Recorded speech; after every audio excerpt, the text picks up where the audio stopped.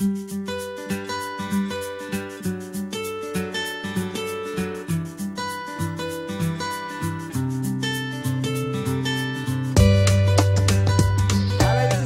Knight. This is the astrological overview for Scorpio for the whole of June. Now, this month is extraordinary. There are so many intense and profound things going on in the sky. I actually won't be able to give you the full picture because it's just too much to say. I'll be here for 2 hours. So do go on my website for more written information. And it's worth doing because we are stepping into something I've never seen. And June is full on and July is even more full on.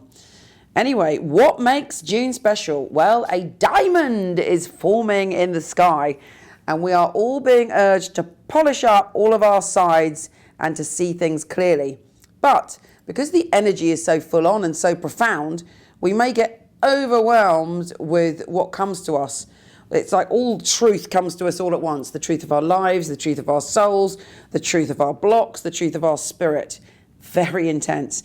Now for you, it's time for new beginnings. It's time for you to see the world anew. It's also, you're going on a journey, and this journey will not only be an inner journey, it's likely to be an outer journey. It's time for you to come out into the world and expand your thinking. And it's also a time not to hold back, but to grasp the opportunity that life throws at you. Now, it all kicks off with a grand water trine and a kite. And I do love a kite because it allows us to be objective and see a situation with new eyes. And for you, it's all about your responsibilities in the world, also your sense of soulmates and sensuality and how you communicate in relationships. You're also expanding the way that you communicate and having the opportunity to open up and really, really shift things. And it's about you thinking out of the box. It's about you just becoming unlimited. Venus, the planet of love, is also reinforcing that on the 3rd by going into your position of expansion, which it does at this time of year. You're eager to travel. You're eager for a romantic adventure. You're eager to embrace opening up to doing relationships in a new way, to seeing relationships in a new way. And the key word for that is freedom. We have a new moon on the 8th, and this new moon is a new cycle of your energy. You have a chance to use your skills and your gifts and all the things that you come to this world with, your depth, your understanding, your secretive side, the way that you can work positively with other people's secrets, the part of you that only wants to know about the meaning of life, and also the cycle of life, death and rebirth. All the Scorpio things are activated with this new moon, and it's a chance to take those gifts and that treasure within you and do something new with it, taking it to the next level. Now, this grand water trine and kite keeps like coming in and all of this month to remind you that as a Scorpio, you're very, very powerful, and to not be frightened of expanding, of growing, of taking on challenges and doing things differently. And most importantly, of seeing things differently, of allowing yourself to see new ways of being and new ideas to open up your mind.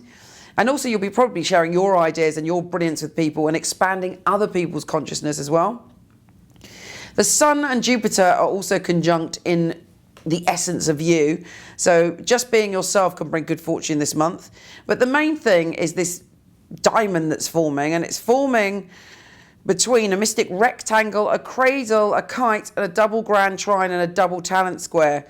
And that's also about your impact on community, group consciousness, and groups of people. And in a way, you're being urged to show community and groups of people your joy, how far you've come, your healing process. And there's a lot of laughter and playfulness coming to you, or wisdom about how your playfulness even is transforming for you and other people. As a Scorpio, sometimes you can get lost in your own seriousness or darkness or feeling of isolation, or just pondering all of the intense pain of humanity. This diamond is polishing up the part of you that speaks with joy, that can laugh and be playful, and it liberates you and it liberates other people, because maybe it's a hidden superpower in you. Because when you can open up other people's child within, because you can look inside other people and heal their child within. It's time for you to live your own child within and embrace your own happiness in this deeply spiritual sky.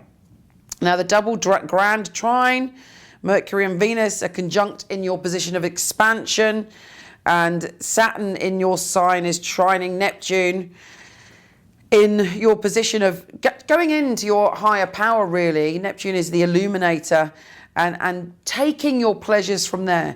The danger with this is, if you want to stay in the shadows, you might find yourself overindulging or becoming addicted to someone or something, because Neptune is also the planet of illusion and debauchery.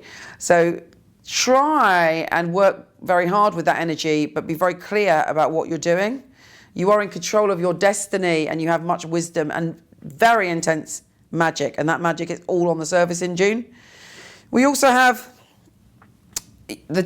another kite that's saying to you, stand in your power and know that joy is your freedom.